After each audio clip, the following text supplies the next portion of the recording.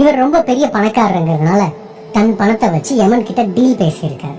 அது என்னன்னா, என்கிட்ட நிறைய பணம் இருக்கு, அதுல எவ்வளவு வேணுமோ எடுத்துக்கோங்க, எனக்கு கொஞ்சம் டைம் கொடுங்க, நான் இவ்வளவு நாள் சம்பாதிக்கிறதுலே பிஸியா இருந்துட்டேன், நான் லைஃபை இனிமேதான் வாழணும்னு ஆசைப்படுறேன், அதனால கொஞ்சம் வருஷம் சந்தோஷமா இருந்துட்டு வந்துடுறேன் அப்படின்னு சொல்லியிருக்காரு.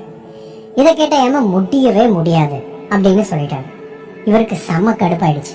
சரி, என்கிட்ட இருக்க மொத்த பணத்தையும் எடுத்துக்கோங்க, எனக்கு ஒரு 10 வருஷம் மட்டும் டைம் கொடுங்க, அந்த 10 வருஷம் நான் சந்தோஷமா வாழ்ந்துட்டு வந்துடுறேன் அப்படின்னு சொல்லியிருக்காரு.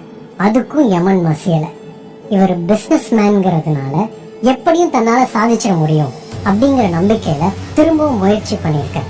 அட்லீஸ்ட் 1 வருஷமாவது கேட்டிருக்காரு. யமன் கிட்ட எடுபடவே இல்லை. பொறுமையில இவரு 1 மாசம் இல்லை, 1 வாரமாவது கொடுங்க அப்படின்னு கேட்டு பார்த்துட்டாரு. ஆனா யமன் இதை எதையுமே காதுல வாங்கிக்க